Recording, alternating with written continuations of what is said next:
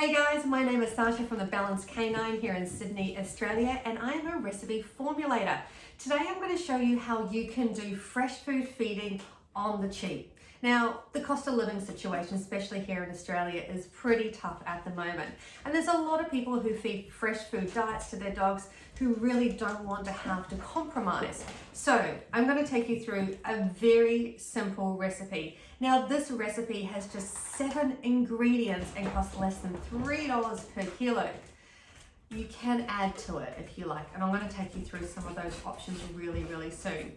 Now, let's go through these ingredients to start with, okay? And then I'm going to show you how to put them all together. Okay, 500 grams of chicken. Now, to get the most cost-effective chicken, you're going to look at your pet food suppliers, and these guys are pretty cheap. But there's a little caveat here. You're going to need to know what's in the chicken. The cheapest chicken that you can find at pet food supply stores are usually going to be ground up chicken carcasses. And so it's a bone and chicken. Now, whilst this is fine, this is not what we want for this recipe. We just want 100% chicken meat for this recipe. Have a look online, head to Google, type in chicken mince kilo, and you should be able to find some of the cheapest out there. Okay, so for this recipe, I'm going to need 500 grams. Now, in between cuts of this video, I'm also wrangling a foster puppy who's trying to dismantle everything around me as I do this, including plants they probably shouldn't be ingesting. All right, so 500 grams of chicken meat is what we're going to use. Now, the next thing that we're going to use are 2 eggs. You can use whatever type of eggs that you want. Ideally, if budget allows, free range, but if not, hey, you're just going to do what you can do. Facebook Marketplace and Gumtree are amazing places to find affordable, ethical eggs. Next up, we're going to be using 50 grams of lamb liver. Is there a substitute here for, say, beef liver or chicken liver?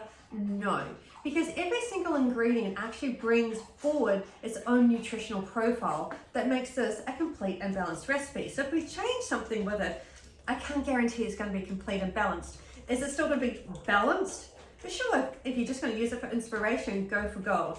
But the recipe is what it is. Okay, now I've chosen lamb liver because it fits into this recipe really nicely for the nutrients that I was after. And typically lamb liver is one of the more easily found ones. Okay, but what happens if you can't find fresh lamb liver?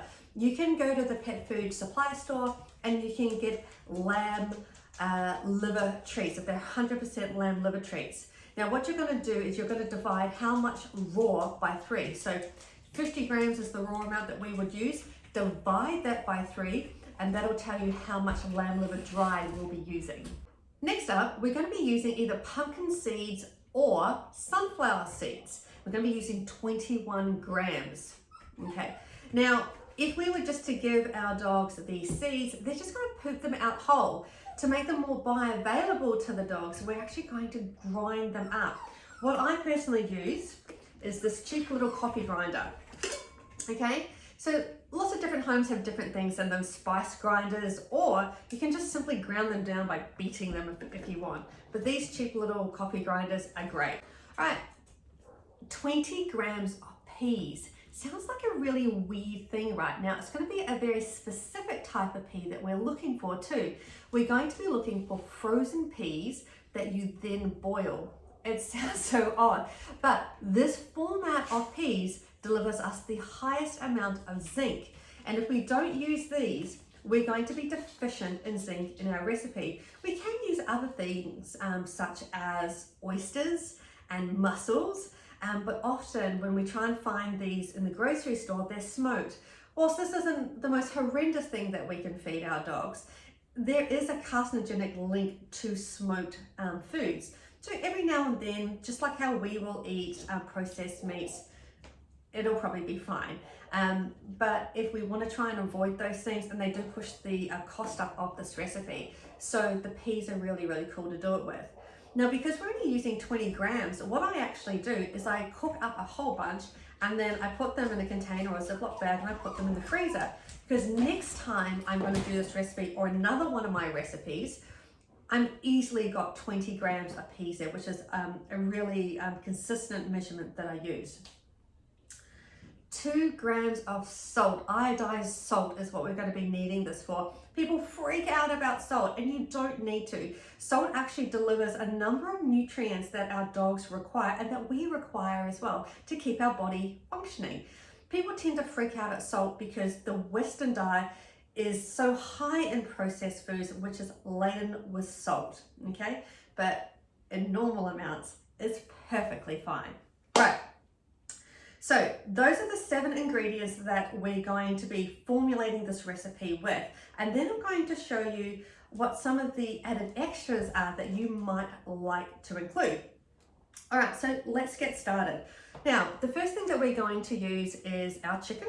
So we're going to pop this in. Now, this is a batch recipe as well. I don't know how much you feed your dog. So this is a batch recipe. So you'll put in the fridge what you're going to use within a week, and then you're going to freeze the rest, okay? For instance, this would be just a meal for my dog. All right, so here we go. Here's our chicken.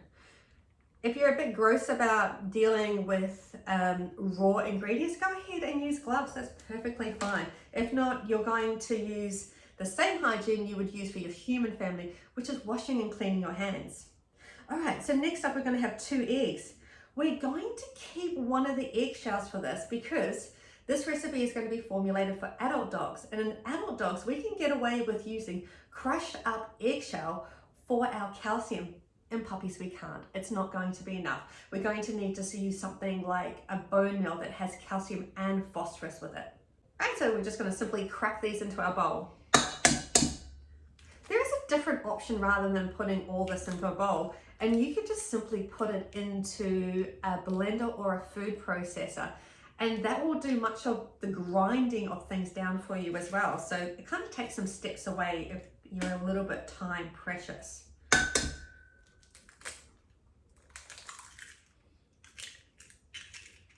50 grams of liver. Now, our 50 grams of liver is either going to need to be blended or finely chopped. Dogs that aren't familiar with liver in their diet may be a little bit funny about its taste. It's a bit of an acquired taste, right? So you will need to blend it or finely chop it.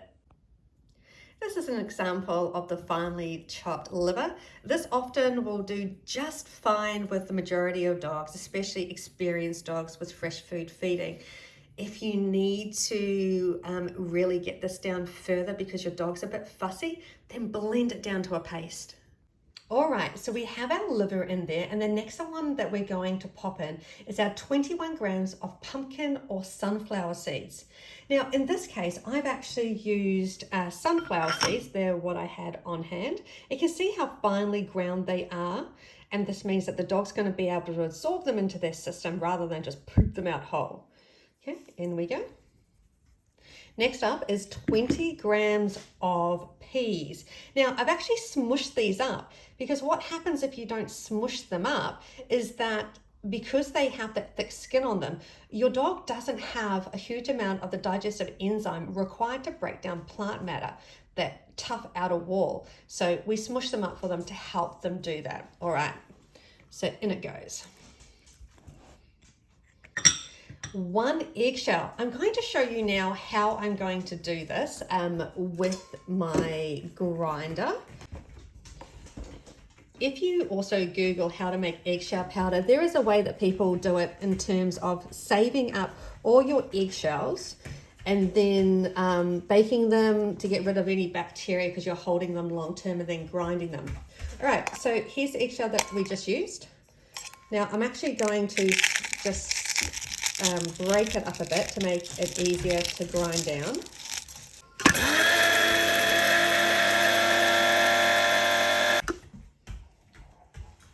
All right, now we can see that it's pretty ground down. Now, because it's a really light and fluffy kind of ingredient, I'm often going to use need to use a knife or a pasty brush to get it out. So we'll just use the knife to start with. If you don't grind it down too well, we don't really have any studies to say to us, can a dog absorb the calcium from big chunks of shells? We just don't know. So I err on the side of caution, and I'm gonna just grind them up. Now, because the calcium's already in this recipe, you might be wondering, can you still give edible bones? Absolutely, you absolutely can. You don't have to stress about things like that. I tend to give edible bones as an entire meal every second night. And that's for teeth cleaning, for nutritional enrichment, and also for calcium. Adult dogs manage their calcium quite well. With puppies, we have to be more careful, but with our adult dogs, we've got some wiggle room. All right, now we're going to use 2 grams of salt, iodized salt. Not much at all. Awesome. All right, now this is our actual recipe as it stands. This is complete and balanced to AAFCO guidelines for maintenance of adult dogs. So apparently healthy dogs as well. So we can go ahead and just mix this together with our hands or in a blender or with a spoon or whatever you feel more comfortable with, and leave it at that. Or we can add in a few extras. And this is what I'd like to do now. I'd like to show you some of the extras that I would like to include in this if the budget allowed. And maybe you just add one thing this time, or maybe a couple things. It's totally up to you. All right, sweet potato.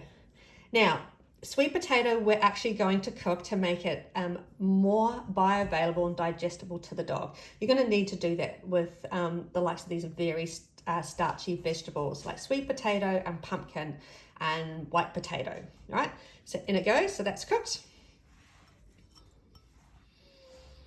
Next up, 80 grams of canned salmon. Now, this really helps us with our omega-3 to 6 ratio. Because the chicken is quite high in omega-6, it makes it a bit of an inflammatory recipe. So let's balance those fats out with some canned salmon. Go for the one on sale and you'll do a good job. If you want to be fancy and you've got some more money, then go ahead and buy the red salmon. It's got a higher omega-3 content. Broccoli, you're going to want to finely chop this up. You can cook it or you can have it raw. Now, I was super lazy today, so I actually purchased frozen broccoli rice. So it was already cut up for me. But let's say that you were doing this in the blender. You would just chuck the broccoli in the blender and it would do everything for you. Now, the recipe that I'm doing here is not going to be as sloppy as what you would find if you made it in a blender or food processor. Most dogs don't care. All right, 40 grams of blueberries. Now, similar to the peas, you're going to smush these. Otherwise, they're going to poop these out whole. Excellent. Beautiful antioxidants in there. All right, and last of all, chia seeds. Now, chia seeds, we actually will soak in a little bit of water, and I will just keep adding water until it's kind of like a jelly, right? Now, if we don't include water in the digestive system, this will suck in all the water, and it might actually make constipation, and we don't want that. So we add some water to it. So we're just using 10 grams of chia seeds. This is amazing for helping balance out the omega-3 to 6 ratio as well, and also amazing for fiber. All right, so there we go. That's all our ingredients. Now, let me just touch on the smaller amounts, such as the 2 grams of salt. I use scales like these. I call them my little drug scales. Okay? So normal scales, kitchen scales, can't often do really small amounts or not do them very accurately. So I use a micro scale. All right, so I'm going to roll up my sleeves. All right, we've rolled up our sleeves and here we go. I personally like to just get your hands in there and really mix it in. You want to evenly distribute these ingredients as much as possible. You'll see as you're doing it, you do it more, it'll thicken up a little bit. Chicken is a more of a watery, you always get itchy when you're doing stuff like this. Chicken is a more watery type meat. And so it is going to be a little bit looser, but once you let it sit in the fridge for a little bit, it'll firm up a little bit. And you can kind of smush the likes of the sweet potato in between your fingers, or any of the peas or blueberries maybe you can squish up very well. Just really mix it. All right, here we go. That's it. A big sloppy mess that dogs love. And some dogs really appreciate the chunks rather than the sloppiness. Every dog is different to what they like. Right. What I tend to like to do as well is just sit this in the fridge overnight if it's got chia seeds in, and then the chia seeds will actually go ahead and absorb some of the moisture as well from the recipe. So making those nutrients from the chia seeds more bioavailable and helping the fiber to do exactly what it needs to do. Yum. Awesome. All right, so to recap, this recipe is complete and balanced for maintenance of adult dogs, so apparently healthy dogs. If you have a dog that has a medical condition that needs a different type of recipe or different types of nutrients, then what I would recommend that you do is actually have a consult with a fresh food feeding supportive vet. Not all vets are trained in fresh food feeding. Probably only maybe 2% of vets are at this time. So you're going to look for a holistic or integrated vet.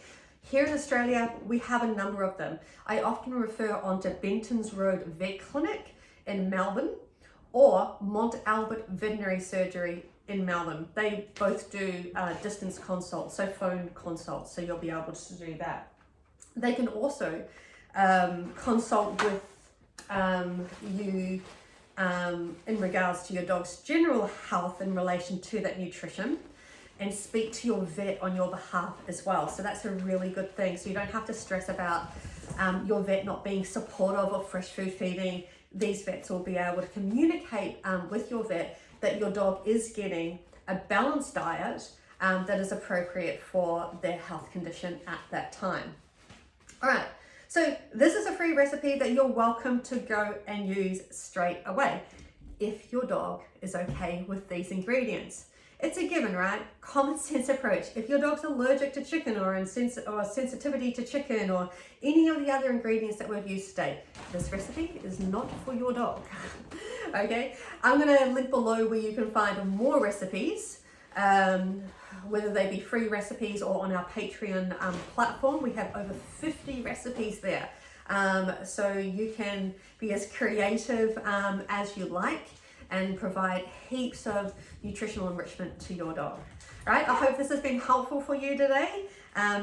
Get your hands in there, get messy. Your dogs are really going to appreciate it.